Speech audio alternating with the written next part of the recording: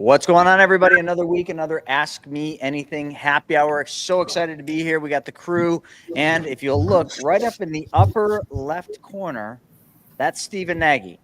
He is frozen, kind of like the movie Frozen, the cartoon Frozen, straight up frozen. So he probably will be answering your questions, but he might not be able to talk because he's so cold. What was that movie? National Lampoon's Christmas Vacation.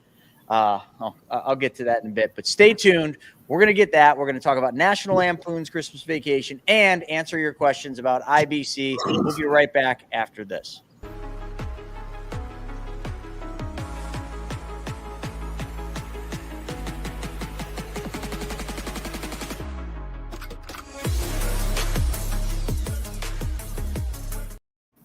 All right, we are back at it. Clark, she can't hear you. Her face is frozen. Yes, there it is. Well, with that being said, we're going to go around the block before we get into your questions, starting with, let's see, right there. With me? Yeah. Hey, no, Shauna up here, top middle, looking forward to reading your questions out loud for the gang to answer. That's all I have for you, and I'll pass it to Brian. Hey everybody, Brian Fouch here. Back up in northern Idaho. Glad to be home for a while. Been too much travel actually the last month and a half, so glad to not be doing that for a while. But yeah, so nice weather. We're going to go swimming today and maybe go pick up the crawfish traps and see what else we do today. But yeah, I'll leave it on Tess. Hey, it's Tess, and I'll just remind everyone, I've been around this campfire for about a year, but insurance has been my life for 30. And I wanted to be live here today because I'm going to be in MSTV tomorrow. So if you haven't signed up, make sure you get signed up, because I'm going to share a story that Craig really liked about a year ago. And if you want to hear it, you're going to have to be in MSTV, or you're going to have to sign up and catch it on replay. So thanks, guys. Thanks, Tess. I'm gonna be attending. I want to hear it. There we go. Hey, everybody. Lennis Nolt here from Hopkinsville, Kentucky. Staying busy. We're getting a lot of rain. It seems like it's that way all over the country. A lot of flooding. We haven't gotten flooded here, but dude, the grass grows faster than what I can. What it seems like I can take time to get it mowed. Ethan, go ahead. All right. Hey, guys. Ethan Evans here from the implementation team. Glad to be here answering your questions. Been having some good discussions with the 4-month check-ins with clients, and it's fun to take people that already have a policy and are using it a little bit, and then you just get to kind of stretch their understanding of seeing even more infinite ways of how they can put their policy to use. So looking forward to answering your questions. Let's go down to Carson. What's up, everybody? Carson Herline here again from Southern California. This morning I was able to go out and surf, which was awesome. It was beautiful, it was big, some good waves, water was warm, so I didn't need a full wetsuit. And it was a great morning, so excited for more of those mornings to come. Excited to answer your guys' questions as well. Go over to Craig and wrap it up.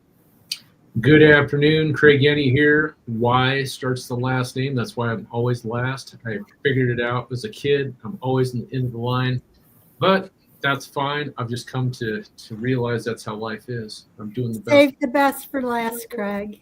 Well, I appreciate that. And Tess, I'm just racking my mind thinking about what this story is. Does it have something to do with water? It had to do with 2 bins on top of a filing cabinet. Okay. You know what it is, right? 2 bins in the filing cabinet. I think I do, but yeah, I'm not going to share it because we're going to save that for MSTV tomorrow. There you go. But let's see. Other than that, south of Denver, we're just waiting for some rain to roll in here, and looking forward to answering your question. Now, I would usually point to the next person, but somehow I got to jump all the way over here to Jason. Ah, wow. Okay, perfect timing. Hello from the city, beautiful. Yeah. Thank you, Craig. Oh, look at this. Now we're more than a Brady bunch. It's getting crazy in here.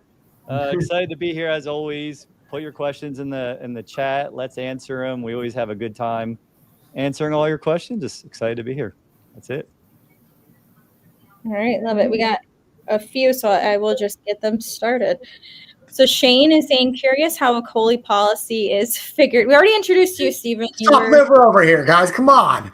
We're skipping, yeah. All right. Curious how a COLI policy is figured.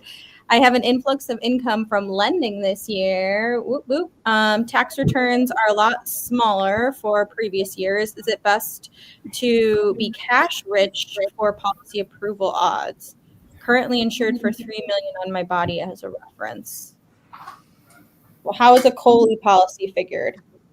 COLI would be figured the same way as a personal policy. It's no different. It's just the company owns it. So in a case like that, what might be easier for you, Shane, is you get approved personally, because when you go to COLI, the big difference is the need's going to change, right? So we have to show what is it that you're trying to protect. So if the company is going to own a policy, which is COLI, company owned life insurance, company owns the policy. Why is the company owning a policy on you, the executive, the owner? Well, a couple of reasons. You're the key person, right? Would be the most obvious one that comes to mind. You're the key person. Without you, the business would need money to hire someone to replace you, a CEO, a replacement of yourself. So that would be a pretty good way to do it. But an easy workaround would be we do a policy in your name personally. Then once it's issued, then you could change ownership to the company. That way you don't have to kind of go through not that it would be hard, go through the hoops of telling the insurance company, this is what we're protecting. This is why I'm doing this with the company. Because it could pull in, depending on the size of the policy, could pull in company financials, and the underwriters might ask for a little bit more underwriting info. But the one thing that might be of concern, as you mentioned, $3 million is the death benefit you have. I don't know what your human life value is, but let's just say personally you were kind of at that level or close to that level, or the new policy would put you over that human life value. Doing it in the company's name would open up a little bit more insurability, because now we can pull in some of the company assets and some of the company needs should you not be there, because they're always looking at it. What are we protecting? That's how they're going to look at it. So those are the factors to consider.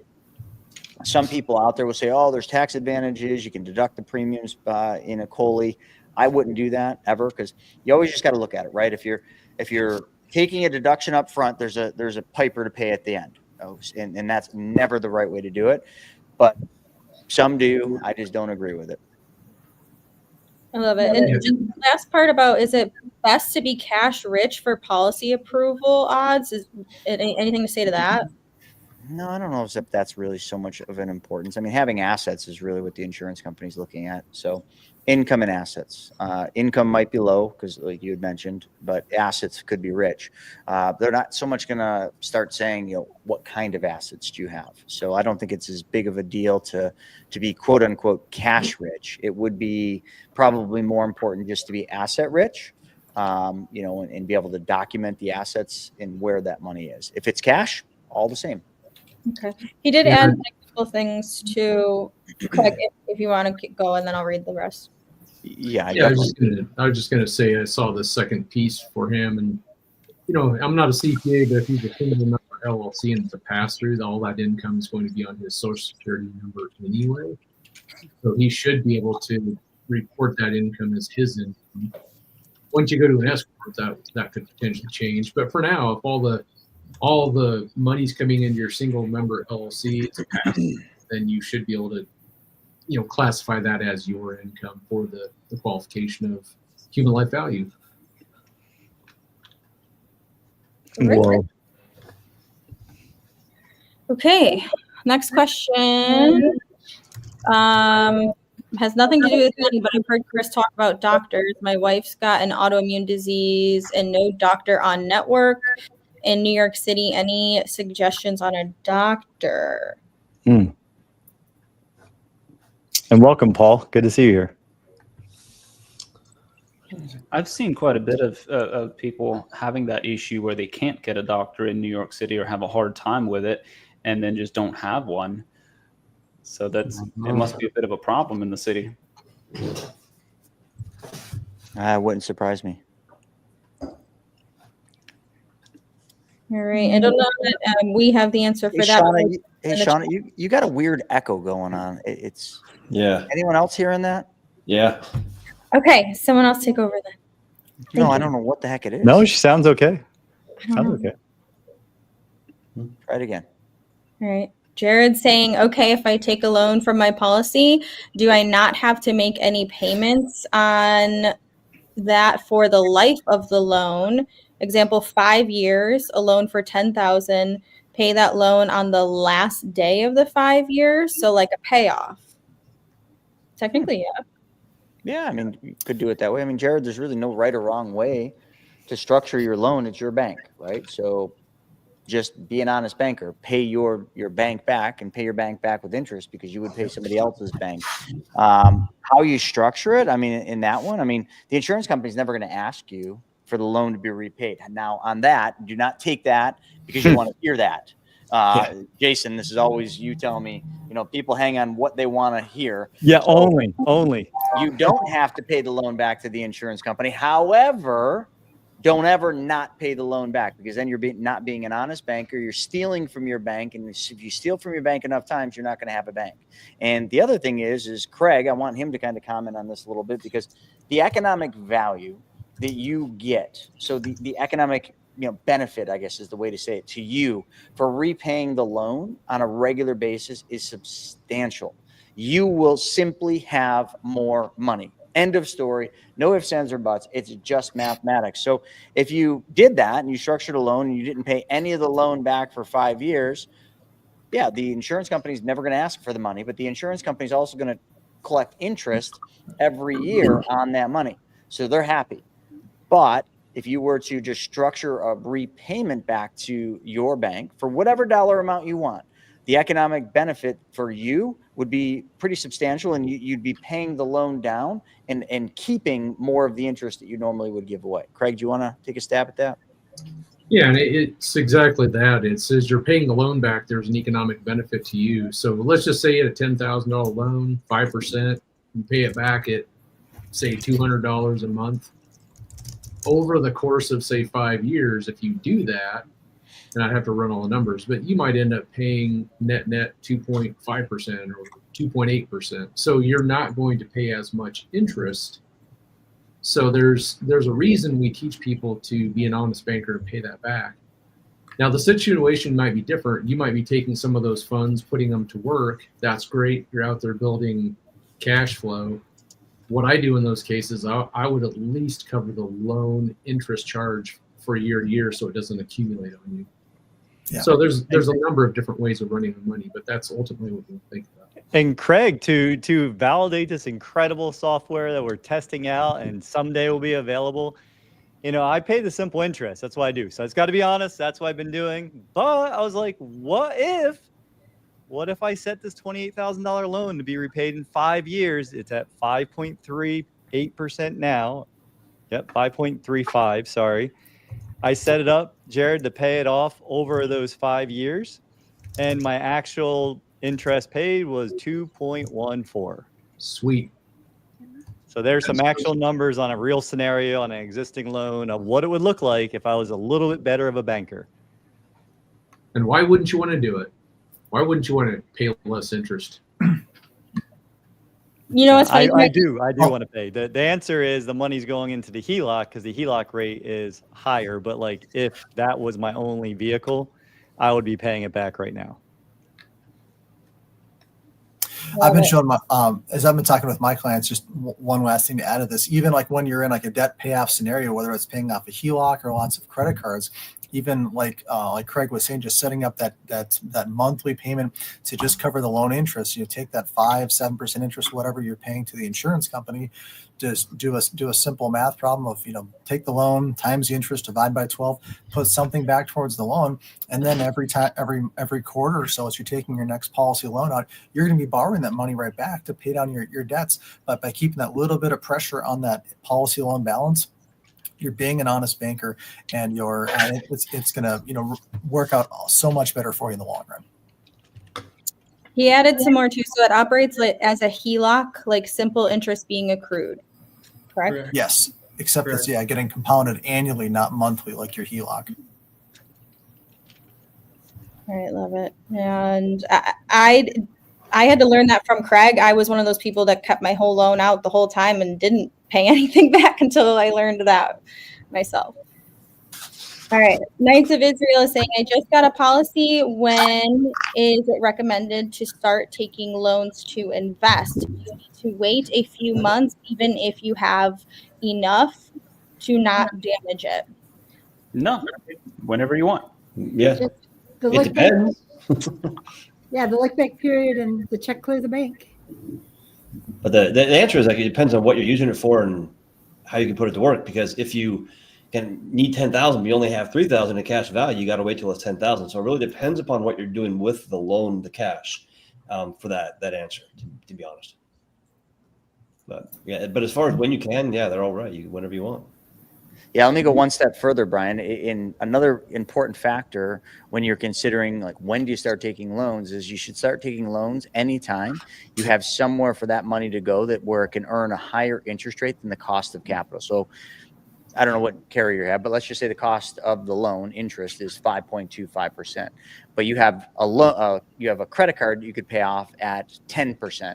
So you would take the loan at 5.25, pay the credit card off at 10, recapture the money. You just made a spread of almost 5%. So that's how you just want to always think is if you can put the money out to work in something you know, like, and understand, and something with relatively lower risk, then always send the money out to work. Don't keep it in the policy. But if you don't have somewhere for that money to go, then just keep it in the policy. I know, kind of back to Jason, you know, a lot of times people hear what they want to hear on the webinars and that. And I remember I used to kind of explain that differently. And people, I would find out, my clients would, you know, I'd talk to them and I'm like, okay, so how's it going? And what are you doing with your policy? And they're like, oh yeah, we took a loan. And I'm like, awesome. What'd you use it for? Oh no, it's just sitting in the bank. I thought that's what we were supposed to do. I'm just like, what? Like, you took a loan and you put it in the bank? Yeah, you said take a loan immediately in the first 30 days. I'm like, did you watch the first 30 seconds of the video or did you watch the entire video? Anyway. Somebody told me that today, Chris. They were just going to take it out just to hold it as an emergency fund. No, you got your policy is an extension of your emergency fund. Yeah. This is why we do AMA. This is why we are here. These are the things that people are really asking. I get that, Chris. I get that all the time. Will I make more money by taking a policy loan? I'm like, no. If you're making maybe small money movements, you have a place to invest the money, you're recapturing interest, then yes. But otherwise, no. Like, your policy doesn't grow extra because you took a loan. Yeah, and I don't think there's ever been a single video out of the almost 1,300 videos that I have on YouTube where I haven't had like a case, some type of a use case where the money went. It was never like, hey, we took a loan. Woo! You know, it was always like the money went somewhere to go to work where it earned a spread, an arbitrage, and it was able to make me money. You always want your money working for you, making you more money. Sitting in a bank account is not making you more money. Well, I know you like to name things, brother. So maybe you come up with a cool name for that money that's going to work, you know? Yeah. Give them a name, make a character for them. Let's create that so we can start talking about, hey, he's going to work. He ain't just sitting around. He ain't lazy money or whatever, right? Not lazy cash. Working William. There you go. Well, I had an instance where someone had debt and they shouldn't pay it off. And they were doing a policy, funding it, and they had a credit card that was, 0% for 6 months. They said, oh, should I pay it off? I'm like, well, me personally, this is just not advice. I wouldn't. I'd wait 6 months, then pay it off. Because every dollar that goes into that credit card that's zero interest is you're not paying interest on it. So why would you pay off the credit card and now earn interest when you wouldn't otherwise? So always a unique situation. All right. And then there is a webinar that we did on how loans and interest really works. And I put that link in the chat so you guys can bookmark that and watch that again. It's really helpful. And then Shane's got a shout out for Tess. So good behind the scenes look at insurance companies on last week's MSTV. And then on a different note, solid book you wrote as well. Thank you. Woohoo, Tess. Thank you very much. It was a great episode. I learned a lot. And I said the same thing in our group chat, just saying, Tess had a lot of knowledge, more than us just saying, oh, these companies have been doing this for 200 years. It was just a lot more of like how they're able to do what they do and a lot of trust.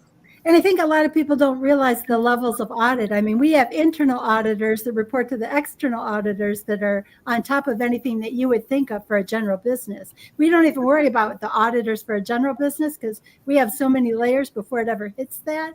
And so it was kind of fun to talk about it last week. So the feedback is wonderful. Thank you. I really appreciate it.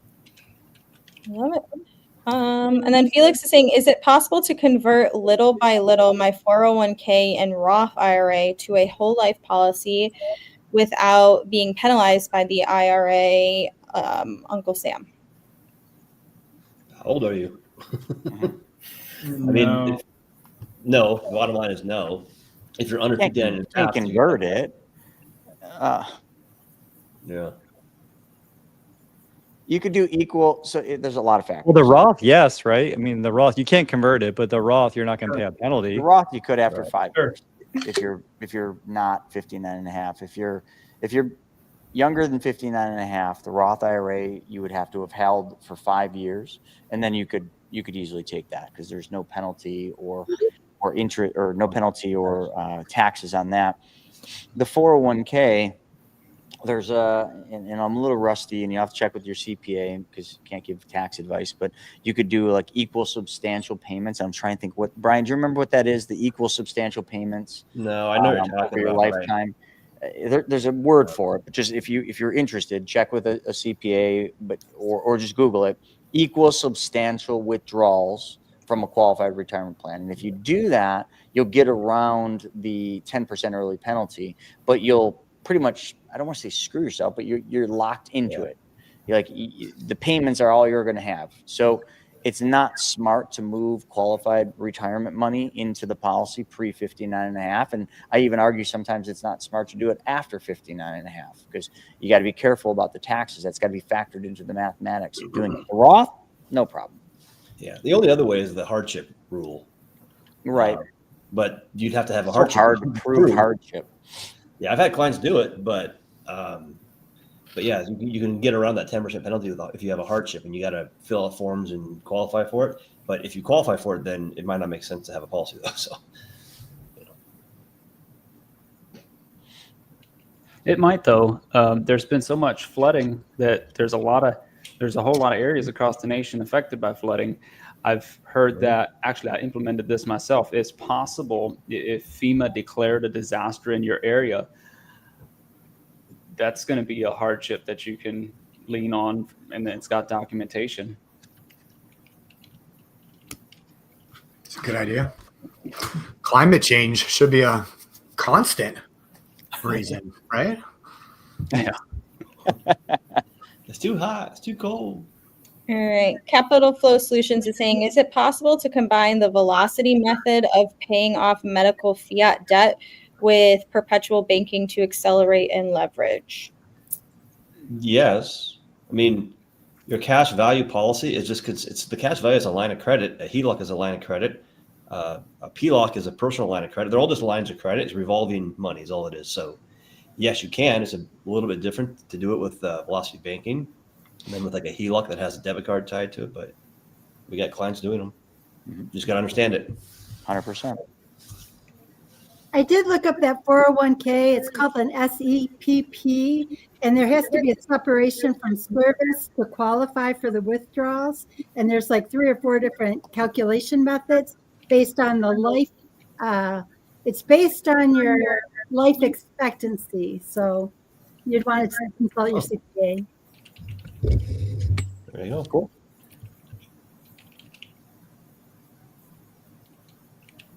All right. Jimmy just Andrew saying, can you put links in the descriptions too? I'm not sure. I put it in the chat, but I don't know if they're clickable. So if somebody else, like Drew, maybe from your standpoint, you could put that in there. It might be able to be clicked on. What do you want? Share? A link that's like able to be clicked on. Like I don't know if the one that I shared, if it's just kind of text. You know what I mean? Oh yeah, I don't know. And Christian O'Mara is saying, so I haven't heard back from my implementation team when I add the additional funds to my policy and switch to what the premium policy is supposed to be. Craig can help with that. So Christian, for your specific scenario, if there's a bit of a delay in getting a hold of your implementation agent, what you can do is just call One America Policy Services. They can help you out with that as well, because they'll be able to tell you how much you can put in and adjust your monthly auto draft of premium. They can help you with all that.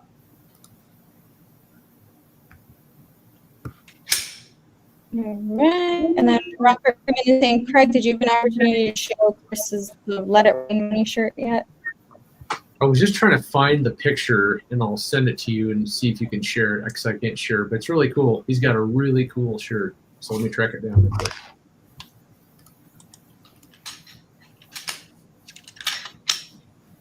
Okay. And then I might be coming again if somebody wants to read the next two questions. Yeah, Sure. Throw Jared's question up there. I can read it. So Jared is asking, is the interest charged up front and then a refund credit is applied if it's paid off early? For One America, yes. Yeah. I think most of them do it that way, but Lafayette's the opposite. yeah, some of them do it. It's different. Yeah, like One America does it up front and then refunds it at the end. Lafayette, I think, is just normal. They just charge it as time goes by, right? Is that right, Brian? They bill it at the end of the year.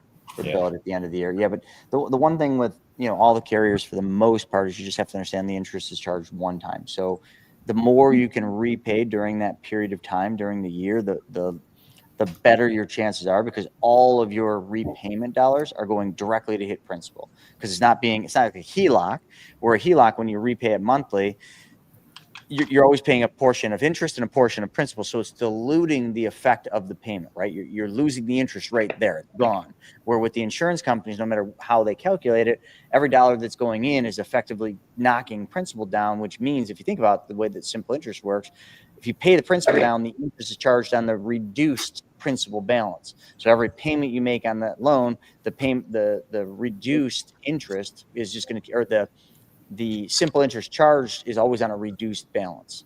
So it really does make a huge difference. And pretty soon the world is going to see something that's being created right now that's going to show you that economic benefit and the value of being an honest banker. And it is no small, it's not like a couple pennies here and there. Like when Craig ran a couple scenarios, it's significant.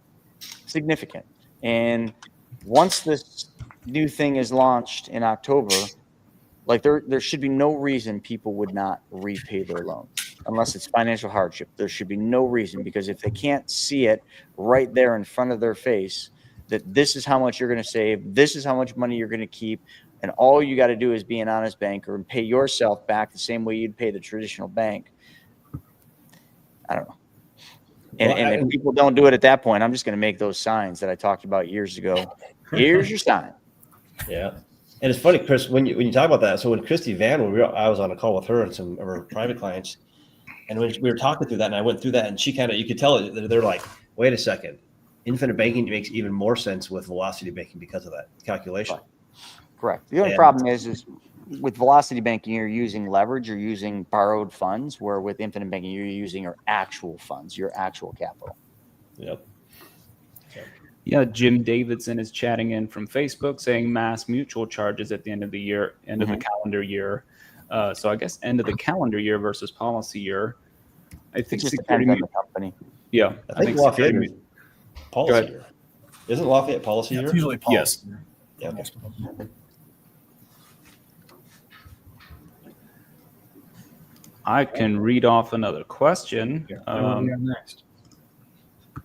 Justin, he chatted in there saying we don't need to do that question. We already answered it. Felix Roman is saying, when you design the personalized whole life insurance policy, the companies used are comparable to Lafayette Mutual, Penn Mutual, and Mass Mutual, who have been in the market for over 100 years.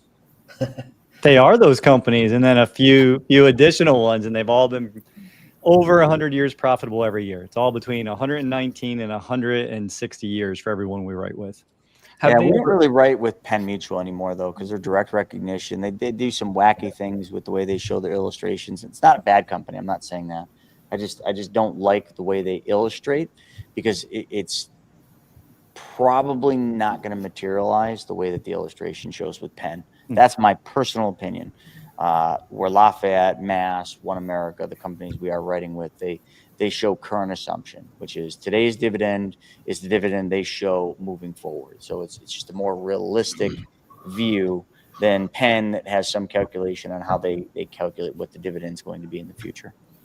And to add on to that one, so we did Take Back Control webinar yesterday, and we had some existing clients on, and one of them responded, goes, yeah, I'm taking out policy loans, but my policy actually has performed better than the original illustration.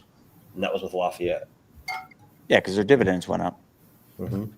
That's almost the case with every carrier. Like Mass dividends have gone up, I think 3 or 4 times. All the carriers kind of follow suit. You'll notice, they might be a year lagging, but all of them, once dividends are going up, they all jump on because it's a competitive thing. They kind of have to. So yeah, it's kind of cool because since I've been doing this, dividends have done nothing but go up. So all the illustrations I illustrated back when we started, every one of the ones, if they do an in-force now, look better than what I showed back then. And what I showed back then was pretty darn good. That's awesome. That's why it's powerful when they over-engineer everything, right? Everything's Yeah. over-engineered because you can't redline this stuff. They have to build in that additional cushion. So when we tell you guys that we're actually under-promising and over-delivering, especially if you follow what we're telling you, it's going to perform way better than it illustrates almost always. Capital Flow Solutions is asking, when reset finalizes, do you anticipate a consolidation in mutual banking to erase participation by the middle and lower upper class family offices? By the reset, I'm guessing the financial reset. That's how I'm reading it. I can speak to this pretty accurately. I mean, if he's referring to that, consolidation in mutual, anticipated consolidation in mutual banking to erase participation offices. So how I would read that, and I'm not sure I'm getting this right, is if there was a reset, would there be a consolidation of, he's saying mutual banking, but mutual life insurance companies, would they consolidate and erase participation and erase the dividend participation is, I guess. So essentially, sorry, Capital Flow Solutions, very weirdly worded, kind of thinking, would they consolidate? Would PE sweep in and demutualize them like Ohio National and others that have demutualized like MetLife? Would we see a consolidation? So I just got done with 2 meetings with the 2 mutuals, and they show us all their financials and they give us full reports. We meet with their chief investment officers. These insurance companies are so large and have so much in assets, and their assets are not like publicly. They actually, they were very careful. They didn't use a company name, but they were showing some of the financials of publicly traded insurance companies versus their mutually owned companies, because it was an enterprise value of all their companies, which are all mutuals, versus public. The publicly traded insurance companies took on significantly more risks. Their exposure to equities was significantly higher. Their exposure to, just riskier asset classes, striving for better or higher returns, was way higher than the mutuals. The mutuals are so risk averse because they're playing a 100-year game, right? They're not playing once this CEO is gone, or they're not playing once this administration's done, or once this cycle's over. They're playing a 100-year game. So I would be very, very, very surprised if you ever see consolidation of the mutuals. Where you're going to see the consolidation, and again, I don't understand the lower upper class family offices, but where you're going to see consolidation and what the CEO of this enterprise, mutually owned life insurance, enterprise means a bunch of different companies that they own. They see major headwinds in the industry because of the risky practices of private equity firms. Private equity firms are gobbling up the non-mutually owned, the publicly traded insurance companies, and then a PE firm is not playing the long game. Make no 2 ways about it. They're playing, how do we pump and dump this son of a bitch? That's what they're playing. And it's completely against culture in the life insurance industry to play that game, but they are. So the mutuals are definitely fighting against private equity, not fighting against them, but pushing back against private equity, going to regulators, fighting and lobbying against that, because I mean, we're dealing with it right now with one of the publicly traded companies. They're literally in a rehabilitation largely because of these risks that they took that didn't pan out. So you want to talk about consolidation, or what the anticipation would, it will be in the publicly traded sector and the PE owned firms, because they are doing it completely wrong and just trying to build them up and get rid of them. And it's a very dangerous thing for the investors, the stockholders. But mutuals have no stockholders. They only have policyholders. And I don't see any consolidation there. Cool. Capital Flow Solutions also commented in there, yes, that is the correct perspective. Thank you. So you read it right. Okay. Andrew is asking, can you start a policy without a paid up edition? But Then- first, Linus, Go ahead. Go ahead. we got a little something to share Nice. here from Craig. Love it. What do you think, Craig? Robert, that's your shirt. I loved your shirt. Took a picture of it, and I think we need to kind of get one of these on the BYOB store. Heck yeah. Shauna, we definitely should have AI do something like that, but replace Monopoly guy with the BYOB guy. I like it. I like it. Wait, they're not the same? Sorry, Linus. Yes. No, they are not. It's like that Mandela effect. I think it is the same, but it's not. All right. So Andrew is asking, can you start a policy without a paid up edition, then do a PUA later, or would that require another policy? Can we get that one up on the screen? Oh yeah. So every insurance company has rules around how much paid up editions you're able to do based on the MEC limit. So we do want to keep that in mind. If you were thinking, hey, I want to do a policy where I just pay the base and I dump money in using the paid up edition option whenever I want, you may not be able to do that. We have to make sure from the beginning the MEC limit's high enough to allow for that type of flexibility. But to answer your question, theoretically, could you put in PUAs whenever you want? The answer is yes, if we build a policy to do that. Typically, you need a minimum premium of $10 a month or $120 a year of PUAs. And if you at least do that, should allow you to do paid up additions any year you want. But how much you can do is dependent upon the MEC limit and how we design it from the beginning. So there's a few factors, but yes, I guess is the answer to your question. Yeah. The problem is if you don't put in the PUA portion of the premium for years on end, the amount you can put in the following years is going to start going down because of that MEC limit. So you can, but would we recommend it? No. in most cases, probably not. But yeah. But it depends. If you're trying to get the policy going because you need death benefit coverage and want to do like the paid up additions in the following years, like year 2, 3, 4, yeah, you could do that. You know, but we'd have to have a longer conversation to actually understand why you're asking that question. Yeah. We should drop the link in the comments where you can book a call. Then Kevin is asking, my parents are 75 and 77, both retired. Combined, they bring in $5,000 a month via Social Security and pension. They have no debt and own their home. Are they too late to get into this? If so, what other options they have? So my first thing is always, what are we trying to solve? What are we trying to accomplish with infinite banking for them? And then let's see if it is a fit and how to do it. Until we know what we're trying to solve, we can't really answer that question. But generally speaking, at those ages, could they do policies on their own bodies? The answer is no. Could they do it on somebody else? Yes. So that would be the other option. But once again, what is it accomplishing? I guess my question for all of you then would be like, say 75, you might be able to do it if they're healthy, right? That's kind of, I've had someone go through underwriting at 75 with PUAs in the policy. Mm-hmm. So it gets hard to especially engineer it after 75 is kind of been my experience with different carriers. They're male too.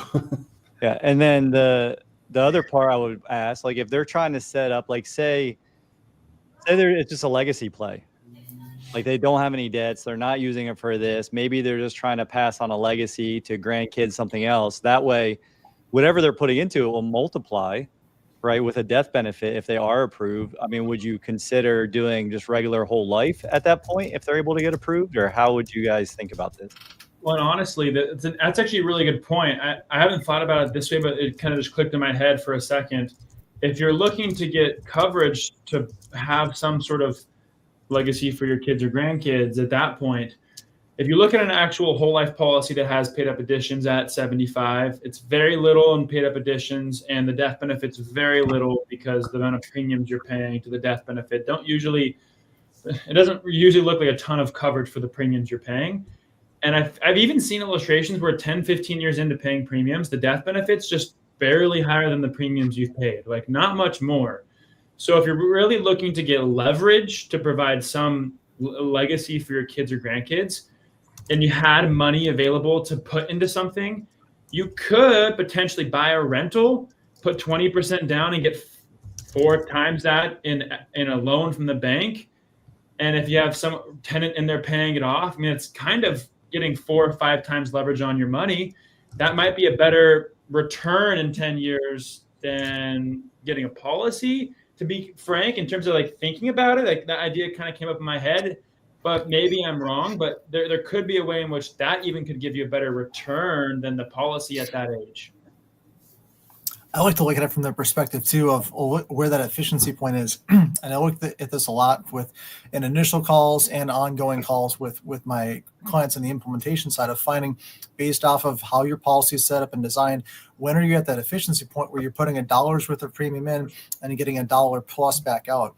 And that's where, especially as you guys were saying, if we compare the policy on the 70-something-year-old to a policy on a 20, 30, 40-year-old, you're going to reach that efficiency point a whole lot faster and be able to get more money through the policy on the younger person. And now, eventually, when your parents do graduate and go on to a better place, now they've set up that next generation, handing them that policy that's already efficient, and they're able to run so much more of their income through it as premium, and then getting $1, even $2 plus back out, depending on how we set up and design it. And then from there, you could still do what Carson is saying, of also using that policy, go and purchase a rental, and you've got some leverage in that scenario too. You can have your cake and eat it too at that point. But I think the efficiency point makes a big difference as you think about again, trying to take your savings from your income, putting it into the policy first, and then doing something else with it to Brian's point of what problem are you really solving with it. And the reason I answered the way I did, though, you're exactly right. But also an illustration on a 75, 77-year-old, you're probably not going to get to an efficient point for 15 years, maybe longer. Exactly. So it's like, that's why I'm saying, well, hey, maybe just go buy 2 or 3 rentals. That might be a better return in 15 years than a policy. Yeah, Pram Tan Boone is asking a similar question. I'm 81 years old. Is it too late? Yeah. I guess we basically covered that. And Lucy below her is saying, yeah, you could possibly start a policy in which you would be the owner and a younger family member is the insured. Yeah, and Lucy has policies on her grandkids. There you go. And I just throw out there, check out the YouTube channel on Saturday, because we just did the wealth webinar about this topic. So there's some other ideas in how you can use some qualified funds to build legacy. But anyway, those are the exact same things that Shauna, you told us we need to talk about. So Shauna's got her ear to the wire. I like this one. What's your best guess on when the recession will occur? It should have already occurred. That's the best answer. It should have already started. This is a wild shot. I mean, Chris might have a good idea on this because he looks at it more than I do. But I mean, are we already in one? I mean, depends on what kind of factors you look at and who you listen to. But the government's going to keep printing money to push that can down the road, so the blame will fall on the next person in office. That's my opinion on that one. But I don't know, Chris, what are your thoughts on that? I think midterms. I think next year for sure. I don't see how we make it past that. I think we're going to run through this year. I think we'll probably go through with some volatility, but I think we won't see any major cracks in the foundation. We're not losing our unemployment numbers aren't ticking up. So that's the last leg of the stool. And if they can maintain the employment levels, then I think they'll coast through 2025. People are feeling it though, man. The markets are up, stock market's up, the economy's up, everything looks no good. different than 2007, no different than 1928 and 29. I mean, it's identical. There's so much financial exhaustion in the marketplace and just in the economy. It's silly. Very. Tread lightly. Capital Flow Solutions is asking, what is the entry path to becoming an advisor in training? I'm assuming they're referring to infinite banking Practice. advisor. Practice. You got to get on the court. You got to have a policy. You got to practice. Yeah, the entry path is to start a policy and be using it in your own life. And then from there, we can chat with you and see if there's a fit there. We need an army. We're battling a different army, a dark force. So we need an army. So go practice, learn, be good at it, be an expert, and then talk to us about it. Yep, Sure. I got the flamethrower to lead the way when you're ready. Let's go. All right. And our colleague Jason Black is saying, I own some commercial properties. With the permission of my tenants, can I get key man policies on them, ensuring the amount of the lease? No. No. That'd be There's no insurable interest in that. It's a good idea, but yeah. Yeah. What's the death benefit gonna? Yeah, what's the coverage gonna be? $2,000. Promote him to VP of lawn mowing or something. I don't know. There you go. All right, John Zyke. Can a trust be the beneficiary? Yep. What's up, John? Yep. That's a quick yes on that one. Yep. Shane. And why? I mean, why? Like, why? And maybe because it's a good question. Why do people want the trust to be a beneficiary? There's lots of different planning reasons, like irrevocable trust. There's just tons of reasons, but it'd be hard to break out. It's not. I was trying to plug a certain book that that we're going to have out. What would the Rockefellers do? Oh, there you go. Yep. Yeah. What would the Rockefellers do? There you go. I got the emails today. They look good.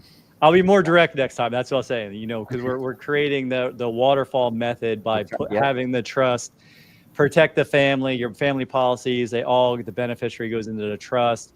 Then you set up the landscape around how does it look after you're no longer here. To say, okay, hey, my son's getting married. Okay, policy on the wife. They have a kid. Policy on them, and then that's how you keep building it over time. And that's one of the powerful reasons to have a trust be the owner. 100%. Or not the owner, but it just gives you a voice from the grave. I think that's a set of instructions that you create that you can determine while you're living, that then live on after you're gone. And we all are here because we love control and guarantees. That's why everyone in this room's here. So, yep. All right. So Felix Roman is asking, creating a whole life insurance now will help mitigate the coming recession? For you or everybody else? Yes, for you, Felix. Yes. I don't know if it mitigates it. It's just following the first two laws of wealth, right? The first one's pay yourself first, at least 10%. The second one is to set up a buffer or don't let your lifestyle creep up. So now if we're talking about where are you storing your liquidity, storing it inside of a policy will help protect you from events, from things that are going to happen, build up that capital for when you have something. So you'll be prepared because you will have planned and had a process to implement. And also, I mean, if you want to put your money somewhere where it's not going to go down in value or get hit, I mean, infinite banking or a whole life company is one of the most common places that people like because they're typically profitable during a recession and they pay dividends during recessions. They always have. So your value or your cash value inside the policies is going to always go up even in a recession. So in that regard, it does mitigate against the effects on your money during a recession. So, and also it's also a liquid asset. So the other thing to keep in mind is that after when a recession happens, banks typically pull back. They stop lending. Money is not as accessible. So, so it keeps you liquid. Yeah, I think that you nailed it. I think that's what Felix is saying is, if a recession came, I'm putting money into a whole life to mitigate the risks that would be in the marketplace. And in the policy, there's zero risk. I mean, it's just going to go up. So when everybody's losing, you're making. Power play. All right. Well, that's all the questions. Anybody else have a question to pop in there? What's the link for people to book a call with us? Ooh, Shauna. What's the new link? Oh, yeah. It is beyourownbank.com/mentor. beyourownbank.com/mentor. And that'll get you a call scheduled with one of our wonderful money mentors that are on this call. Okay, I tried to post it and it didn't go through. Mentor or mentors? Mentor, singular. I'll put it over in the chat box. How about that? For the guy and the gal that we were talking about earlier, the 75 and the 70-year-old, I just ran. That's why I kept freezing. I ran an illustration, just putting $8,000 a year in, and the multiplier, right? If something happens and they pass away, is like an 8-time multiple. So it's like a $64,000 guaranteed death benefit. So that's kind of what I was talking about. If you're generation one and you're looking to leave something versus putting policies on your grandkids, you might get a multiple just approaching it, not from a banking perspective, but just simply, I mean, this does have banking capabilities, but also you have that ability to leave more than you're putting in, right? In tax-free estate. That's something I've been playing around with, thinking about for a while when I have some of these calls, like how else would this potentially work, or if it just doesn't. So. Okay, I'm seeing another question come in from John Zyke, or sorry Zook. if I'm mispronounced, Zook. Are policies protected from nursing home care? It's not so much that the policies are protected from nursing home care. You're probably referring to the spend down, the Medicaid, probably the Medicare, or sorry, Medicaid. I had it right the first time. Spend down in order to qualify for Medicaid, which then pays for your long-term nursing care. So this is an interesting one, and it's very much case by case, and there is case study on this, and I'm trying to remember the case study. I don't want to get it wrong, but like I know in New York you'd have a hard time protecting it. So you're in New York, you'd have a hard time not or avoiding Medicaid and on the spend down levels to not pull in the cash values, but it would be an easy, let me just put it this way, it might be an easy thing for them to miss because it's life insurance. But they certainly, I think, have gotten a lot keener on closing those gaps because Medicaid is just costing states a ton of money. So they're trying to find ways to pay for it. So they just keep digging. I did a lot of Medicaid and Medicare planning for clients when I was a financial advisor. And we did used to use GRATs and like grantor retained annuity trust, and we used life insurance and all sorts of things to kind of shield assets for the family, but they've closed a lot of those gaps. So simplest answer, John, for you in New York, it'd probably be a tough play to get that money protected from that kind of a spend down. And I got one question that came in from a client. So this is, I'll put this one up to the group. This is an interesting one. Client from the UK, I believe, lives in Puerto Rico and Florida because of his employment. He's a pilot for a private person, and he has a C1D1 visa to do business in the U.S. Has bank accounts here, but I don't believe he pays U.S. taxes. Can he do a policy? He would have to have bank accounts here and pay taxes because he's earning in the U.S. though. But with a C1D1 visa, I'm not sure if he doesn't have residency here in the U.S. Brian, the best thing to do is take it to whoever you're considering underwriting with and ask preliminary underwriting because they'll be very specific about the visas. Yeah, hey, Steven, is that new Lafayette underwriter like call center like for us, or that person that we can call and talk to an underwriter? Is that open yet? Did they say it's open? I don't know. The preliminary underwriting emails that we have, they get back to you in a day or two anyway. Okay. So yeah, that's what I was going to do next. But I wanted to see if anybody here has had experience with a C1D1 visa. I haven't, but I'm super curious. Okay. I have recently, and I was told no, you need to have a green card. Okay, that's what I was going to guess is that he has to have a green card and an ITIN number. I don't believe he has an ITIN number, and that's the big one for me. Yeah, ITIN. So I'll reach out to them and just let everybody know. But I was kind of guessing it's probably a negative. Negative. All right. FCat420 is saying, Chris, need the chat if possible. Thanks. Felix Cat. Felix, you got my number?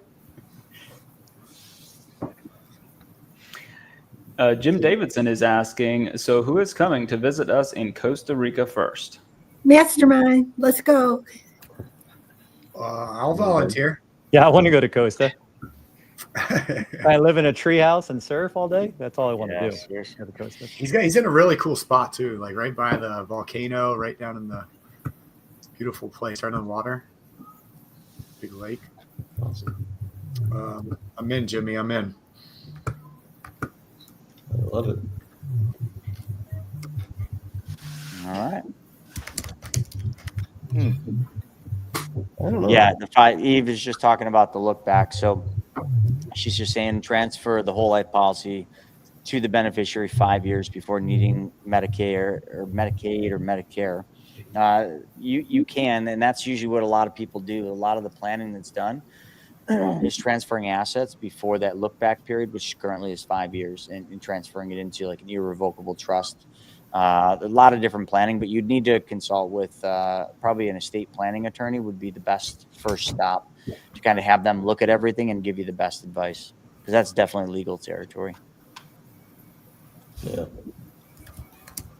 Thanks, Eve. Cool. Oh, we did it. All right. made it. Made it. All right. Well, with that being said, folks, great questions. Really, really good questions today. Thanks for sending them in. Thanks for spending the time with us. And tomorrow, don't forget, is the Quick Start webinar at 1 p.m. with Mr. Noah.